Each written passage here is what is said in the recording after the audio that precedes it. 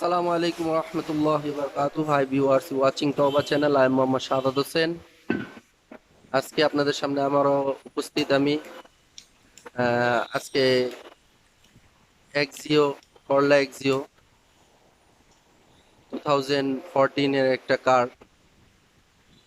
গাড়ির AC air করার problem, তো আমি কাজ করতেছি, তো আপনাদের শেয়ার করতেছি যে হাইব্রিড কার, তো আপনাদের কিভাবে হাইব্রিড কম্প্রেসর আপনারা পরিবর্তন করবেন আর কি সমস্যার কারণে আমি হাইব্রিড কম্প্রেসর পরিবর্তন করতেছি এটা আপনাকে দেখাবো। চলেন দেখা যাক। আপনাদের সামনে যে গাড়িটা আছে এটা হলো একটা, দেখেন, হাইব্রিড এনার্জি ড্রাইভ। এইটা এখান থেকে ইলেকট্রিক সে তৈরি করে এবং ব্যাটারিকে সাপ্লাই দেয়। আর দ্বিতীয় হলো আমরা অ্যাকচুয়ালি এটার এসির কাজ করতেছি। তো গাড়িটা এখানে আপনি দেখতে পাইতেছেন যে এখান থেকে কম্প্রেসরটা খোলা হয়েছে, আমি খুলে ফেলছি অলরেডি। 3টা 12 নাম্বার স্টিক থাকে আর 2টা চাপার নাট থাকে, একটা সেকশনের একটা ডিসচার্জার। আর কম্প্রেসরটা আপনাদের দেখাইতেছি, এই যে কম্প্রেসর, হাইব্রিড কম্প্রেসর। আর এটার ভিতরে দেখা যাইতেছে যে এটার মধ্যে একটা মোটরের কয়েল আছে, আপনাদের দেখাই, হালকা করে দেখা যাইতেছে। এই যে দেখেন আপনারা, ভিতরে কয়েলের একটা অংশ দেখা যাইতেছে। এটা হলো সেকশন, এই সাইডটা সেকশন। আর এই এই কম্প্রেসরটার মধ্যে 2টা জ্যাক থাকে, একটা বড় লক আপ জ্যাক থাকে যেটা হলো মোটরের জ্যাক, আর এটা হলো সুইচের জ্যাক, আর এটা হলো ডিকচার্জ সাইড। তো গাড়ির সমস্যা ছিল যে মাঝে মধ্যে ঠান্ডা হতো না, তো আমরা কম্প্রেসরটাকে চেঞ্জ করব আর কন্ডেন্সার আমরা সার্ভিসিং করব। আপনাদের পরবর্তী অংশটুকুলা দেখাবো ইনশাআল্লাহ। কন্ডেন্সার আমরা সার্ভিসিং করতেছি গ্যাস দিয়ে, সার্ভিস গ্যাস দিয়ে। এই লিক করতেছে, তো পাইপটা চেঞ্জ করো। এই যে কন্ডেন্সার এমনি মাইর খাওয়া আছে এদিকে।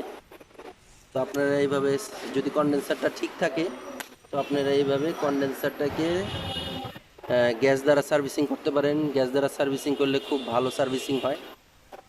আর কুলিং চেম্বার আমি গ্যাস দিয়ে পরে সার্ভিসিং করব। কম্প্রেসার এখন ওয়েটিং করতেছি, কম্প্রেসারটা আসা পর্যন্ত আমি পরবর্তী ভিডিও আপনাদের দেখাবো ইনশাআল্লাহ। আসসালামু আলাইকুম ওয়া রাহমাতুল্লাহি ওয়া বারাকাতুহু। ভিউয়ার্স, এই যে আমি কম্প্রেসার হাইব্রিডের এক্সিও 2014 এর কম্প্রেসারটা নিয়ে আসলাম, রিকন্ডিশন অরিজিনাল। এই যে অরিজিনাল রিকন্ডিশন, ফ্রেশ একদম।